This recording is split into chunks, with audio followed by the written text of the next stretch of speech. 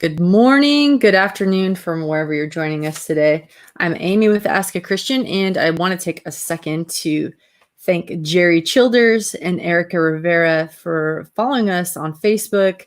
And we've got a handful of new YouTube subscribers. And look, there are tons and tons of YouTube channels out there, so I definitely feel honored that you would take any time to join us. I think that this is a worthy channel, of course, but I just know that getting all those notifications can be annoying. So thank you for choosing Ask a Christian, D. Butler, Avery Coleman, David Acosta Perez, Wonder Why, and I am sure I'm going to mess this up, Queen Marvel or Marvale.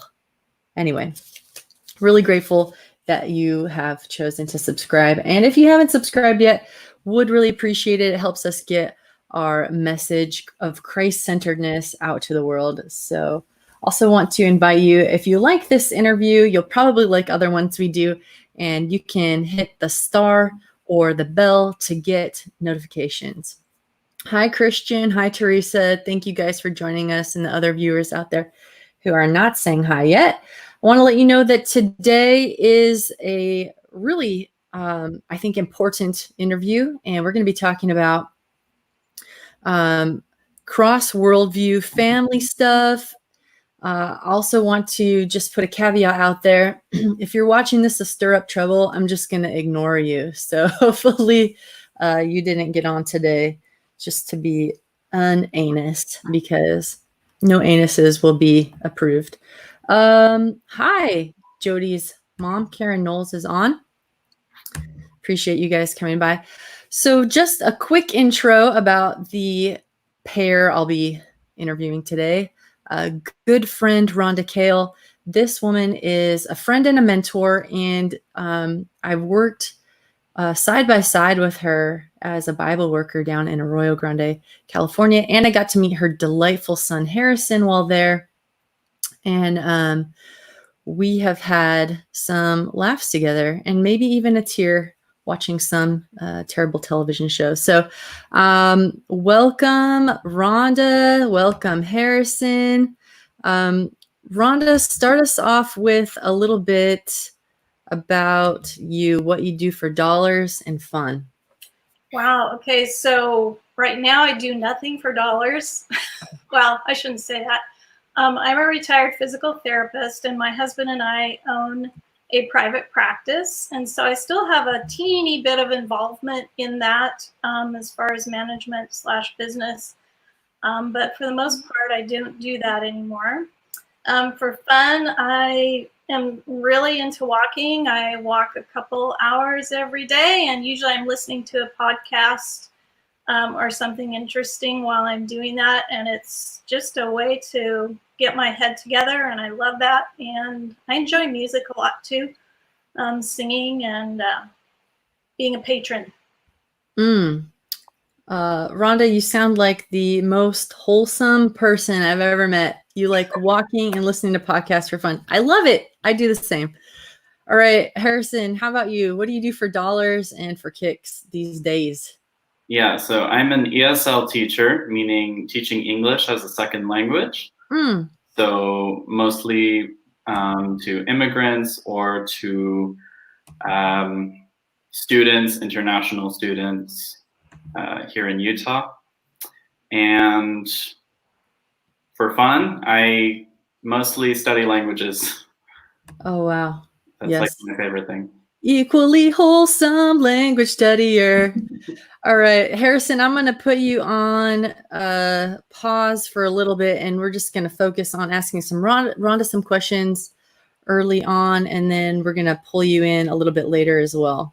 Sounds good. Ooh. All right, Rhonda, tell me a little bit about your worldview growing up. Did you grow up as a Christian?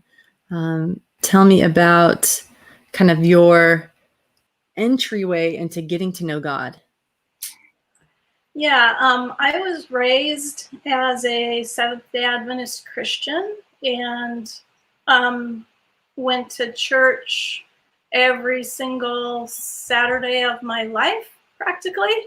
And my parents were musicians, and so they typically would work on Sabbaths doing their music. And so I went to Adventist schools, Seventh-day Adventist schools, for all of my education, and so I was pretty saturated in the Adventist church. So that was my upbringing. And what now? Hopefully, like, our headline has given this away, and people have read this, so it's not a big shock to anybody. But you happen to have two sons who are gay, and you may have had to wrestle with some of that. Do you remember any of that? Like, and I don't know who talked to you first about it, if it was Harrison or Hayden, but do you remember wrestling through that with either of them? Yeah, definitely. Harrison was actually the first one who spoke out, and it was basically what I would describe as disorienting. And I think I was in shock for a little while.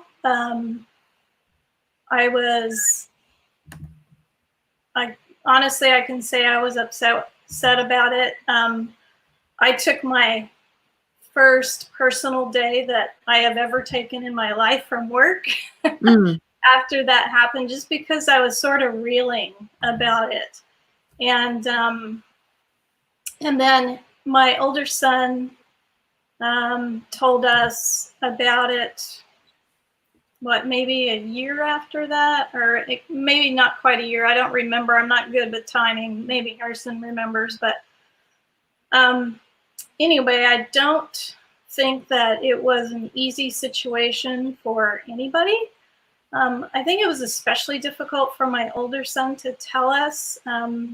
He's always been the guy that doesn't want to disappoint, and I think it was really rough for him. And initially, I think once I started to be able to even think about my response and my emotions around that, was that I felt a lot of sadness. I felt sadness for my kids, and I felt sadness for myself and my husband. I think what that represented to us was a loss of kind of a dream that we had had, and that we'd built up in our minds, my husband and myself, that we would have daughter-in-laws one day, that we would have grandchildren, that we would have, kind of this extended family situation that we had always hoped that we'd had. I mean, we actually had dreams about that. I mean, my husband Don, and he loves kids, and he loves, this whole idea of family, and he always liked the Norman Rockwell kind of thing. And so I think it was a loss for us, and I also felt like it was probably a loss for my kids too. They both told me, I don't know if it was right at that point, but in conversations later, that they felt loss of it too, from it too, in their lives. And I think that it's all centered around expectations that you have. And so it kind of rocked that world. And I think that was, and it's been a process. I definitely feel like I went through those typical stages of grief, probably not all in order, so to speak, but I did go through denial at first, especially with Harrison. I was thinking it was a phase, or that it wasn't really true, that, those kind of things. And then some anger about it, because I was angry with myself for a while, thinking that, it was my fault. I should have done something different in raising my children. That that somehow I caused all of this to happen. And then definitely the bargaining thing, you know, talking to God, and then, you know, I have come to acceptance, and it just keeps getting better and better all the time. I feel pretty good about it right now, and it's been a process. But I have an incredible husband who has walked with me. You know, we've done this together since day one. You know, we've been there to support each other. Let's bump over to Harrison real quick. Harrison, do you remember the day when you felt like, all right, this is it, I have to talk to my mom? Do you like remember what you were thinking, feeling, what you were wearing that day? Take me to that moment. What I was wearing that day? No, I don't remember that part. But, yeah, so I grew up really Adventist, right? I'm going to start with your original question you asked my mom, how did you grow up, right? Because I feel like it sort of leads to that. Sure. So I also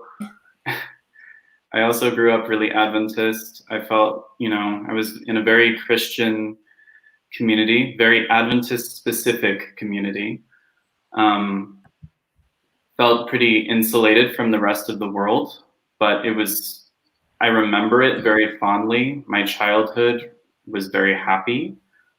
It felt very kind of utopian in a way, like everything was just sort of, you know, good. And at that point in my life, God was very real to me. All of those kind of religious things were really real to me, and all of that.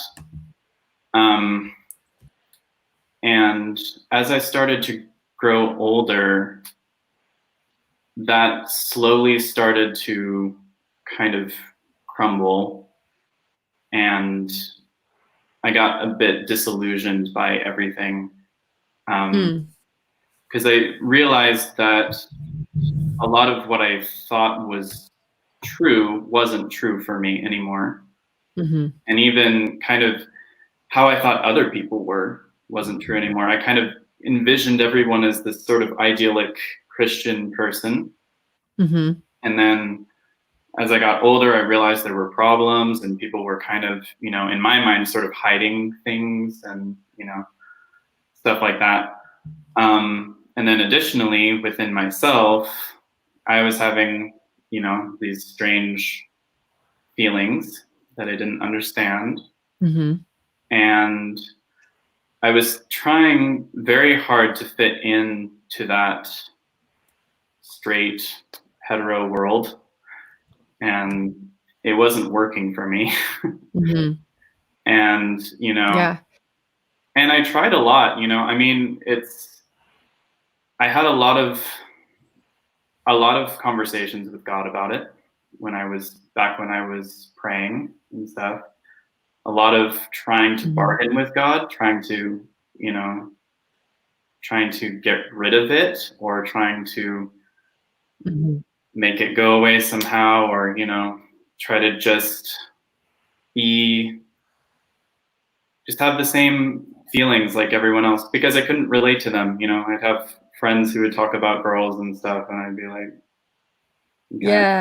I can't get it. Girls. So, you know, I had incidents like that. And actually, even in 7th grade, we had our science class, like our sex ed class or whatever. And in that room, they had separated between the boys and the girls. And in that room, they were talking about like girls and, you know, like all these things and whatever. And I said, I don't really like girls. I said out loud, like I said, like I don't really understand, because I only meant by that I wasn't feeling that at the time. I didn't think that I was gay. I just thought like it hasn't happened to me yet or whatever. But when I said that, all of the guys around me were like, "Oh, like you're gay." Like they had like this sort of like really strong reaction, and I felt really defensive about it. And I was like, wow. Yeah. so Yeah. kind of got closed off about that. And, you know, through high school, I had kind of a separate journey with religion where I kind of came to the realization that I don't believe in God, or that I don't believe in those things. And I don't really think those journeys are specifically related, but they did Mhm. kind of happen around the same time. There's got to be some overlap. Yeah, there's a little bit of overlap. Actually, the gay journey was a little bit later, though. My religious journey was a little bit before that. But, you know, as time went on, I think I felt that I was starting to lose the connection with my mom a little bit. We had always been really close, and, you know, that was getting painful. I felt like there was some distance growing between us.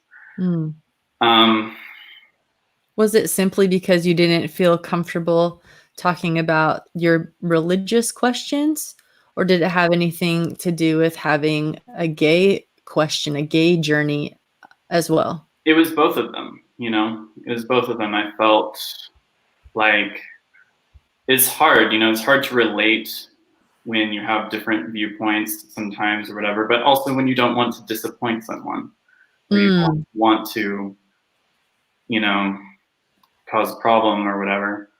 Right. The day that I actually came out was a really hard day. And it actually wasn't really my idea. It was more my mom's idea, I think. Because I was talking about someone that I was having feelings for, and I didn't describe it as romantic feelings, but my mom kind of identified it. Yeah, because I don't think to her it sounded like a normal friendship, you know, or like a normal feeling that you would have for a friend. So she kind of asked me about it, and then, you know, I was just like, I don't know, it kind of led into that conversation, you know. But it felt, I mean, I was really nervous about it. I felt really scared. Was there any sense of relief after the discussion was over? Yeah, for sure. Good. Yeah, I mean, I definitely felt, because I didn't know how it was going to go. Sure. So, you know, and I definitely, and I even right after we had that discussion, I mean, it seems really silly to me now, but I asked my mom, I'm like, do you still love me? You know, and of course she said, yes, of course I love you, you know. Yeah. But well, we say of course, but there are families that don't have a discussion like that even initially. So I'm grateful to hear that that one went. Yeah. Well, let me pop back over to Rhonda for a second. Rhonda, you touched on this, but I want to get a little bit more detailed on it. This is a big blow to many parents who grew up, like you said, just thinking and dreaming, hey, my son's going to grow up, marry a nice lady. We're going to have little kids running around. And this discussion, we won't get into Hayden's story. He's not here to tell it himself. You guys can add when it's appropriate, but how exactly did Harrison's coming out to you challenge your faith or your views on God? What were you wondering about God? That's a good question, and I want to say that my husband and I talked to our pastor at that time, and I remember him asking me, how I was feeling about that, and if I was angry at God. And it actually never occurred to me to be angry at God. I think I internalized it more and was upset at myself. And I also was upset about the fact that even like today, you know, Harrison sharing that story about 7th grade, he's never shared that story with me.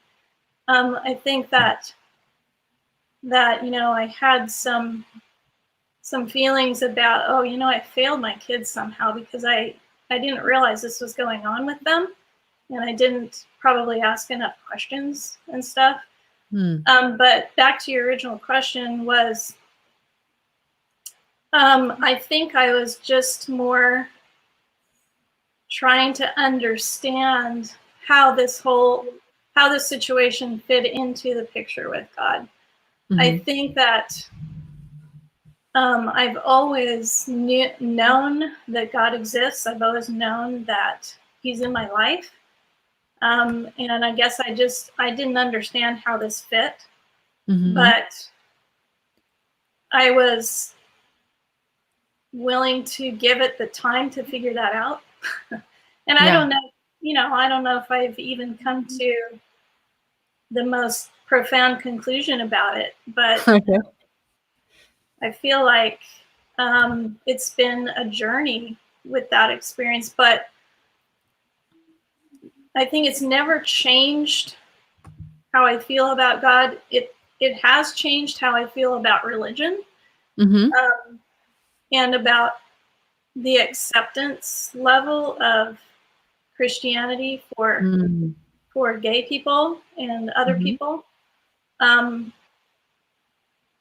So the more that I learn about who God is, and really that's been probably the best experience for me, is just understanding and seeking who God is, and understanding how He's a God of love, and how that's not always reflected in Christianity. Yeah. Let me pop back over to Harrison for a second.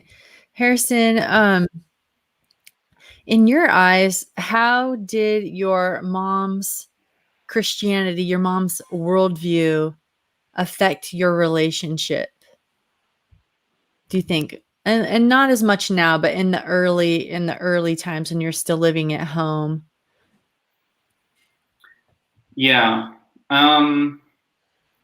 So I think when I want to talk a little bit about what I was really scared about when I came out. Okay. Because of the way I was raised, and because everyone in my family knows that I have a really strong memory, a very vivid memory for things that people say and all of that kind of stuff, right? So what I always remember from my childhood is that anytime the gay question was brought up, I always felt that there was a negative reflection about that, you know, in terms of how my parents talked about it. And there would be, it just was little comments, you know, here and there. Like going to San Francisco, there's like a pride parade or whatever. And it's like, oh, a pride parade, you know, like is little comments like that, you know, that over time, you know, whenever I thought about trying to talk about it or whatever, or anytime it was brought up, it just felt negative to me. So you know, I think my conflict was in talking to my mom, or coming out to my mom, was that, you know, I knew that my mom loved me, but I also, just everything that I remember about gay things was that it was bad, or that it was negative, or there's something. And so that was difficult for me to know for sure what the reaction would be, you know. Yeah, it's a rare Christian home where a gay pride parade is on, and the husband and wife look at each other and they say, "Right, yay!" yeah, the Lord sure does love those gay people. Like that doesn't happen very often, I don't think. But right. yeah. And and I knew their views on gay marriage. They didn't Mhm. believe in gay marriage. Mhm. It's very, and that's gay marriage is brought up a lot in lots of Christian contexts, just in Sure. general, right? It's brought up Absolutely. in Yeah. church and groups and stuff. People talk about it a lot. So, everything that I knew, I had never heard anything specifically positive about gay things. Everything to me felt negative. So I was worried about that, personally, about how the reaction would be. But I think the biggest thing that worried me was not necessarily that I would be rejected, but that things would never be the same after that. Because it was so sweet, and like you said, you did have this great relationship with them, and Yeah, I mean, as I said, our relationship was growing more and more apart, and I didn't want to lose any more of that. And we already were disagreeing on religious things, and I just, it was painful to think that this was a point of no return. It's like once we have this conversation, it can never go back to how it was. I will have completely disbanded those, like my mom was talking about, those ideas, those dreams that these people had for me or whatever. And I could never go back from that, so. right. Or even build a beautiful alternate reality. Like maybe all of that was going to disappear. Yeah. So in the early days, I felt weird.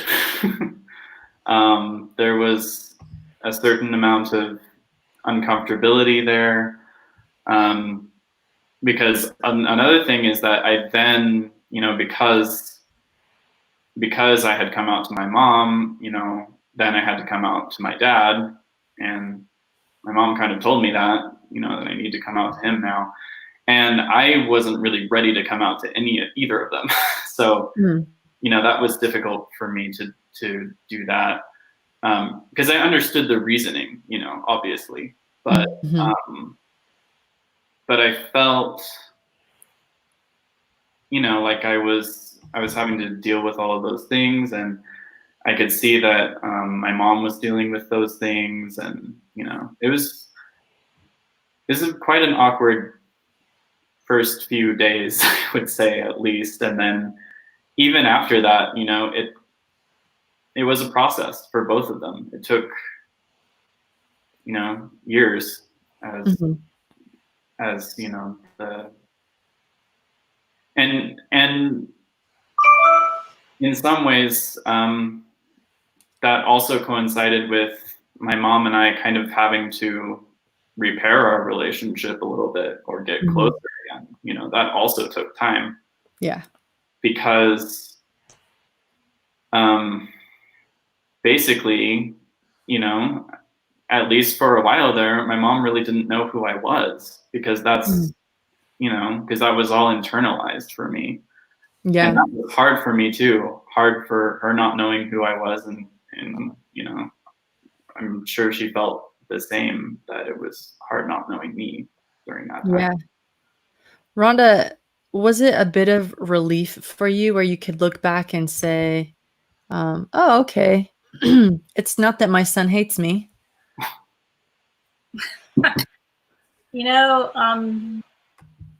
I can remember a time when he was at college, and we were visiting, and then we were talking about going back, and he asked us not to come back. And I was kind of devastated by that. And I was like, oh, does this mean permanent, or is this temporary, or what? Yeah. So that kind of thing worried me a little bit. The other thing that worried me is that because church, religion are so closely related to this homosexuality issue, that he would never step back into a church, that he would never, that it would cause some kind of a rift in any possibility of a journey with God. And I knew that he was edging towards atheism anyway. Mm-hmm. So that kind of thing concerned me. Yeah. Harrison, that kind of segues back into what I wanted to ask you next anyway, which is, you don't have to explain exactly where you are on, spirituality or religion as a whole, but I do want to know, I think this would be really helpful to people watching this later, maybe in a similar situation. I do want to know, what do you see as an overlap between your worldview, your mom's worldview, when it comes to God, the universe, Jesus in particular, and what shared values you have? Yeah. Yeah. My mom and I actually had a really big theological discussion a few days ago. And I think that we mostly came to the conclusion that we have a lot of the same core values in terms of, believing in treating people with love, believing in, helping people, being kind to others, things like that. Mm-hmm. I just think that we arrive at that conclusion differently, right? So Sure. my mom is kind of more, she sees that character in God, right? And so that's what I think she bases that on, Mm-hmm. that desire to be like God, to be kind and loving and all of those things, right? And for me, it's just more, that's just how I feel is the right way to be, to help other people in society, to be, a moral person as it's dictated by society. But I think those things we have in common. The specific, religious aspects are very different. I would identify myself as an atheist. I really don't believe in God, overall. But I'm also not a person who wants to convert everyone to atheism or something like that. I think that people arrive at what they believe is right, in different ways. Mm-hmm. Let me ask you the same question, Rhonda. Obviously, you raised this man to be able to identify right and wrong, and you're very proud of him. And every time I'm with you, you talk about the cool things that Harrison or Hayden are up to.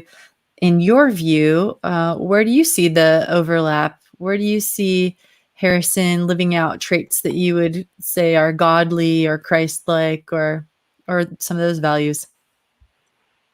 Yeah, definitely does that. He's a very passionate person, and he's very passionate about language. And he also told me the other day that his interest is in listening to people, listening to learn and to understand. And I thought that was just an amazing goal to have in your life. If we all did that, the world would be a much better place. And I think he's a really positive force. I've seen him teach. He's a gifted teacher, and he's very concerned that he helped to improve his students' lives by giving the gift of language. So he's an amazing person in my eyes.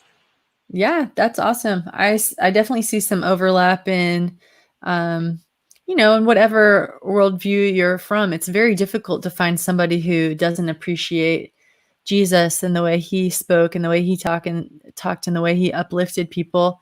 And it sounds like some of those traits, Harrison, you have. So I appreciate that. We're going to be heading into kind of the last segment of our interview. And I want to invite people who are watching from home now to go ahead and ask any questions you have, in case I can get to those at the end. But Rhonda, what do you think you have drawn out about the character of God that you wouldn't have had to wrestle with, that you wouldn't have had to understand if you didn't have two sons who are gay? What I'm asking is, in all of this, how has it been a blessing to you and how you see God? I think for me, it's been a walk of learning to trust. I have a hard time with that in general. Yeah. Because I like to be in control of what happens in my own life. And I think that what God has called me to is to be a mom. I think God has called me to do all those mom things that everybody does, that guidance and support and nurture of your children, plus the occasional smackdown if needed. And I think that has never changed. And I think God showed me that that's who I am. That's a big part of who I am. And that mission is still very clear for me. And just understanding that it's okay for me to let my concerns and worries go, because he is a God of love and he loves my children even more than I do. Yeah, that's awesome. All right. Final question is going to be some practical advice, both for parents and for their grown adult children who need to repair relationships, who, despite whatever worldview gap there is, want to be a family. Rhonda, we'll start with you. Give me 3 pieces of advice, 3 tips, or, as many as you want to, but give me some things that parents can do if they find themselves either in this early situation or now with their kids grown, to keep these communication lines open. I think that you need to remember that parents set the tone for the family. Even when your children are adults, you are still in a leadership role. And if you want good communication, then you practice good communication. And I think that respect has always been a really important thing for me. I remember thinking about that when my kids were even little, that I needed to respect them as individuals and for the people that they are. So I tried to keep that in mind, and I still try to keep that in mind. I really believe that conflict and accusation and any of those kind of things that come with conflict shuts down communication. And so I think that conversation should be respectful in that way. And my kids were really good kids. I mean, they rarely got into trouble. Harrison had a few episodes at school, but that's only because of his intelligent ways. It's hard for the thinking people, honestly. It's hard for the thinking people. But I think that really I trusted my kids. I trusted them to make decisions for themselves. There's a fine line there of being hands-on and hands-off. But they proved their trustworthiness to me, and so I trusted them. And so I think that's another thing to think about. And the other thing for me too was to remember that my kids are not me, and separate those feelings of identity, because I think that as parents we tend to feel that our kids are a direct reflection on us, and that their identity is our identity, and that kind of thing. Yeah. And I think that, it's healthy to remember that those are separate things. Yeah. All right. Dishing over to you, Harrison. What could you say from the young adult side, either early on or even now, to keep the relationship, although it might have several, big differences apparently? How can you still be great friends with your mom, and so great, I might add, that you are willing to come on a Ask a Christian and talk about this publicly? What have you guys done right? What have you done right? Yeah, so I will say, I think it depends on your situation. I know some people, some gay people who have Christian parents who have rejected them completely. Mm-hmm. And quite honestly, I'm not sure that that's a relationship worth repairing, or, I feel like if your parents don't love you for who you are and are not willing to, try to understand or whatever, I'm not sure that's worth fighting for that relationship. You might have to accept that you're not going to have a relationship with that person.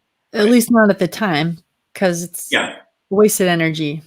Yeah, and maybe never. I mean, it happens sometimes, right? It depends. Yeah. You have to gauge it a little bit. But I think you have other situations like mine where it might be difficult at first, but as the gay person, if you want that relationship, I think you need to be patient and understanding, because as my mom was saying before, she was going through that grieving process, and she mentioned that I've told her I went through that process as well. It was a loss of identity for me, a loss of straight identity, and all of the things that I thought I would be, and and that was a really difficult process, but I was pretty much done with that process by the time I came out. Right? And a lot of gay people who come out are so tired at that point, and it kind of turns into a resentment. They're like, I just want everyone to accept me now, Right. Because you've already done years of work trying to accept yourself. Yeah, you've already gone through that process, but you have to realize that your parents haven't done that yet. They haven't gone through that process yet.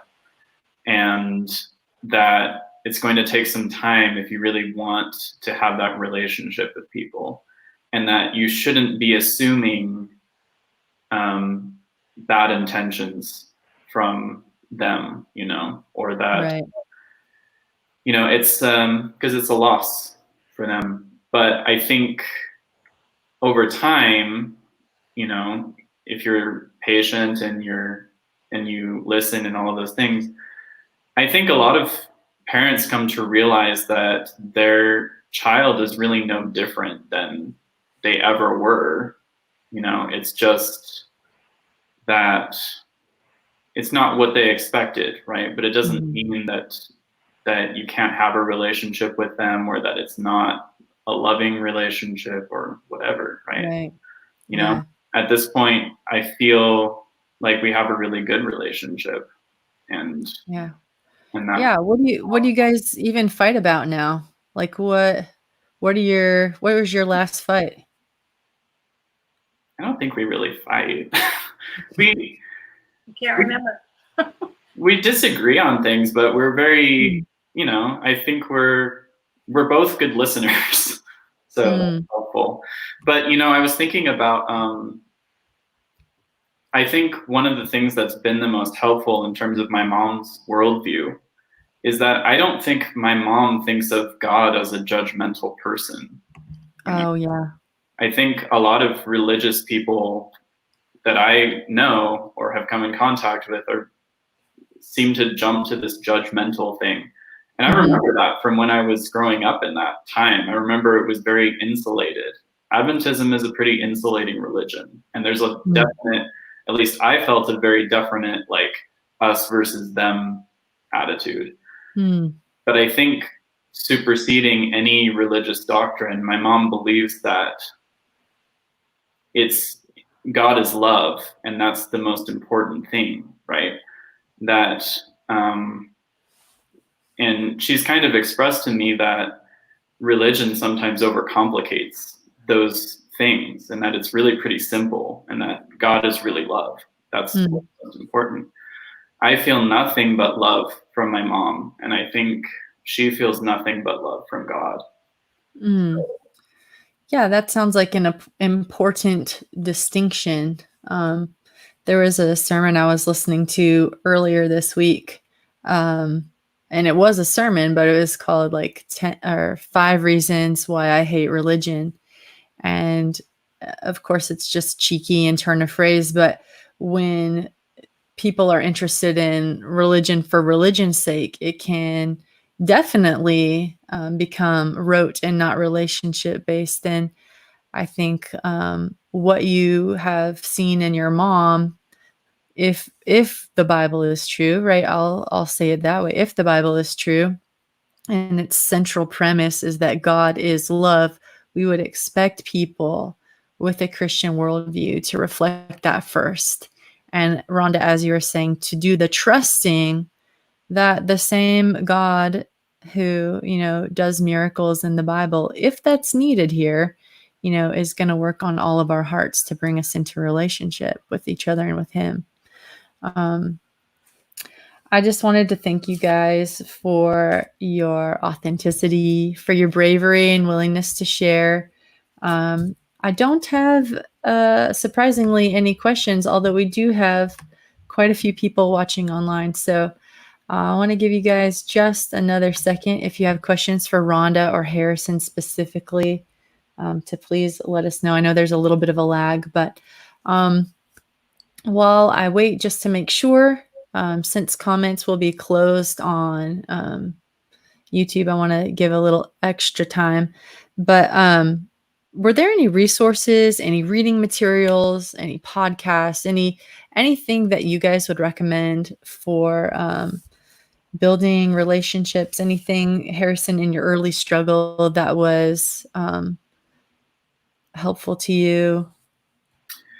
Honestly, I'm not really a resource kind of person. It was pretty internal for me. I mean, I had friends who kind of helped me in all of that, but I don't know. A lot of it for me was just, going through the process. So. All right, awesome. Any other final words, Rhonda? Yeah, I think some resources within your church group. Find a couple of great friends who love you and love your child.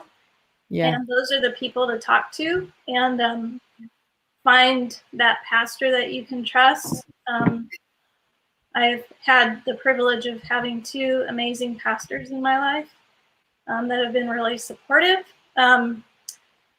I like the work of Dr. Timothy Jennings. He wrote The God-Shaped Heart. That's a good book to read. And I've appreciated the ministry of David Asherik and his view of God as love.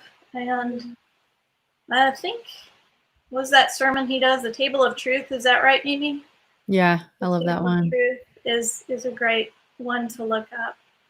Okay. And just those things kind of encourage me. I didn't find that type of encouragement in Christian parent groups of gay children. I got in touch with about 3 different ones of those, and they were a little too agenda oriented for me. So that was something that I didn't pursue. Awesome. I appreciate those. I'm going to put those in. I think like that's a word to the wise too. I like how you put it. You just didn't pursue it because, yeah, too agenda based. I want to read a couple of these comments in closing. Harrison Maria Rankin Brown says she's in a work meeting, but she can't watch now. She does want to support you. Teresa says, thank you for sharing your story, both of you. Blytheberg, such a beautiful interview. Ronnie Kaufman says, thank you. And and Rhonda is such a beautiful inspiration, and now her amazing son. So a lot of appreciation. Thank you guys so much for being with us. I'll end the stream now and then stick around for a second and we can talk and share any other resources. So thanks for joining us all. Bye for now.